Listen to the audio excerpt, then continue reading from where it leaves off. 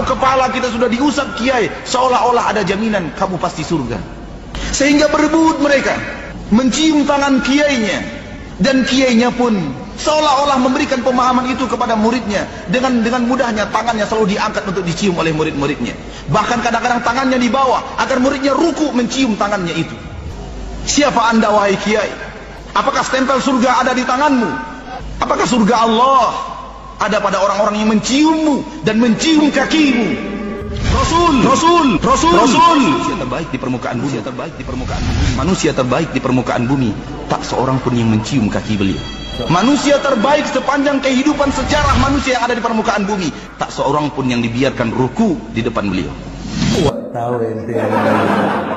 Kalau enggak tahu, jangan bilang enggak ada dalil, Ustadz. Sini saya ajarin bahwa para sahabat itu mencium tangan dan mencium kaki Rasulullah Sallallahu Alaihi Wasallam.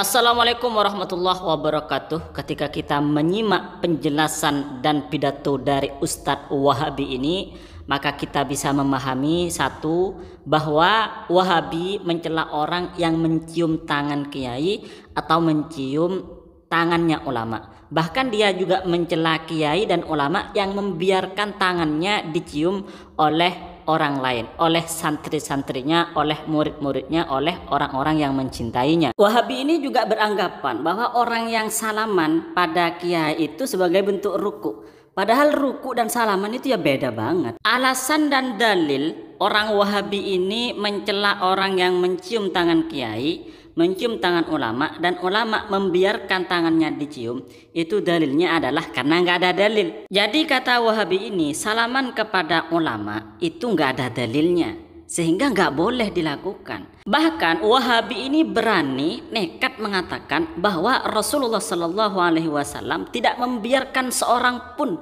mencium kaki Rasulullah. Jadi kata Wahabi ini nggak ada dalil. Tidak ada seorang pun, tidak ada satu sahabat pun yang mencium kaki Rasulullah Sallallahu Alaihi Wasallam. Maka dalam menanggapi celoteh dari Ustadz Wahabi ini, maka kami katakan, kalau enggak tahu, jangan bilang enggak ada.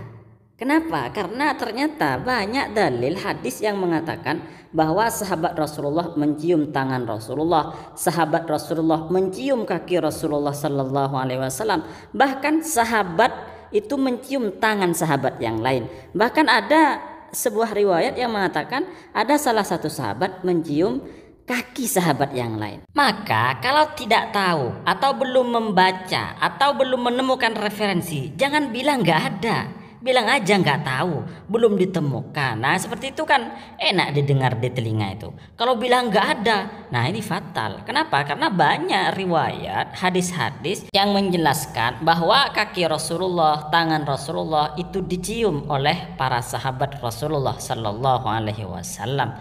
Kalau tidak percaya, mari kita kaji dan kita baca referensi dari kitab-kitab yang muktabar di dalam kalangan ulama Ahlus Sunnah wal Jamaah. Dalil pertama kita lihat di dalam kitab Fathul Bari karya dari Al-Imam Ibnu Hajar Al-Asqalani. Beliau menulis di dalam kitab ini, qala Ibnu Battal, Al-Imam Ibnu Battal berkata, wa dzakara At-Tirmidzi min hadits Safwan, Imam At-Tirmidzi mengutip hadis Safwan, anna Yahudiya ini, bahwa ada dua orang Yahudi atayan Nabi Sallallahu Alaihi Wasallam, mendatangi Nabi Muhammad Sallallahu Alaihi Wasallam, fasa'alahu antis'i ayat. Lalu dua orang Yahudi ini bertanya tentang 9 ayat. Al hadis wa fi akhirih, dan di akhir hadis, faqabbala yadahu, maka dua orang Yahudi tadi mencium tangan Rasulullah, wa rijlahu, dan kaki Rasulullah. Qala Tirmidzi, Imam At-Tirmidzi berkata, hasanun sahihun, hadis ini hasan dan sahih. Hadis ini menjelaskan kepada kita bahwa Rasulullah Sallallahu Alaihi Wasallam membiarkan tangan dan kaki beliau itu dicium oleh orang Yahudi. Hadis ini hasan dan sahih. Artinya apa? Artinya mencium tangan kiai, mencium tangan ulama itu ada dalilnya, karena sudah dilakukan di masa Rasulullah. Rasulullah sendiri membiarkan tangan beliau, kaki beliau dicium oleh dua orang Yahudi. Dalil selanjutnya masih ada di dalam kitab Fathul Bari karya Al-Imam Ibnu Hajar Al-Asqalani. Beliau mengatakan, mengutip dari hadis-hadis yang diriwayatkan oleh Al-Imam Al-Muqri, famin jayyidiha, termasuk hadis yang bagus yang menjelaskan tentang mencium tangan Rasulullah Sallallahu Alaihi Wasallam, hadis Az-Zari, yaitu hadisnya sahabat Az-Zari Al-Abdi. Wa kana fi wafdi Abdul Qais. Sahabat Zari Al-Abdi ini berada di dalam delegasi Abdul Qais.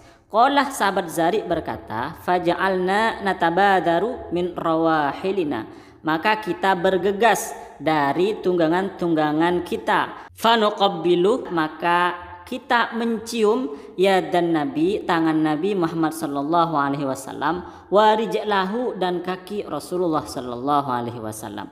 Jadi kata Imam Ibnu Hajar Al-Asqalani, termasuk hadis yang baik, yang jayyid, yang bagus adalah hadis sahabat Zari.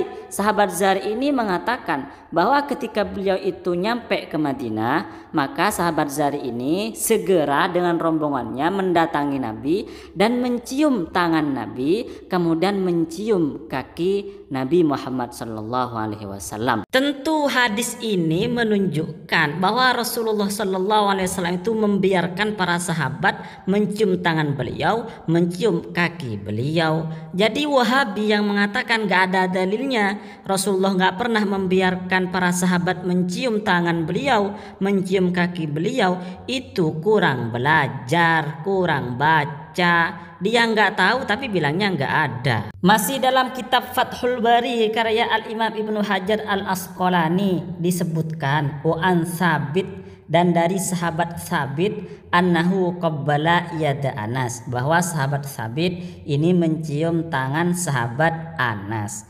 Jadi para sahabat yang lain mencium tangan sahabat yang lain.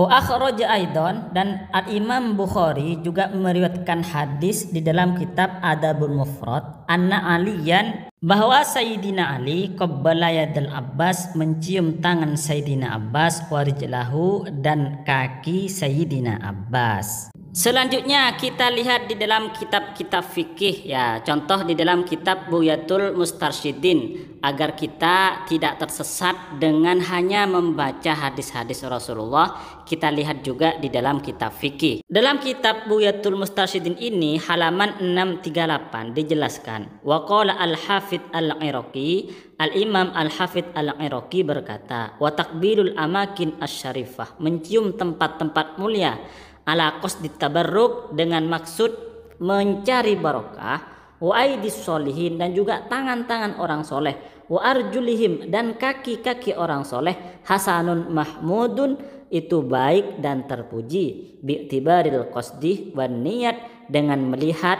maksud dan niatnya. Jadi menurut Al-Hafidz Al-Iraqi, mencium tangan orang soleh, mencium kaki orang soleh itu tidak apa-apa. Bahkan hal demikian adalah termasuk hasanun mahmud, baik dan terpuji. Bukan hanya orang soleh, kedua orang tua kita, nenek kita, kakek kita juga sunnah, ya, sunnah disunahkan menurut ulama fikih mencium tangan mereka, mencium kaki mereka. Tentu mencium tangan ulama, mencium kaki ulama atau kedua orang tua kita itu bukan menyembah mereka, dan tidak boleh diniatkan untuk menyembah mereka.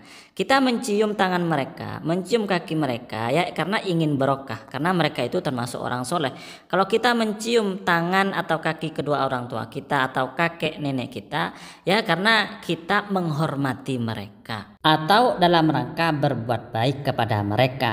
Akan tetapi para ulama fikih juga membahas ketika kita mencium tangan orang karena hartanya atau karena jabatannya, maka itu hukumnya makruh, ya, bukan sunnah. Kesimpulan dari pembahasan kita pada kali ini adalah bahwa mencium tangan dan mencium kaki ulama itu banyak dalilnya. Kalau ada Wahabi bilang nggak ada dalilnya, Rasulullah nggak pernah membiarkan tangan dan kaki beliau dicium oleh para sahabat, oh berarti dia kurang baca, dia kurang banyak ilmunya. Baik sahabat-sahabat Najat Ngaji, kami mengucapkan terima kasih banyak atas supportnya. Wassalamualaikum warahmatullahi wabarakatuh.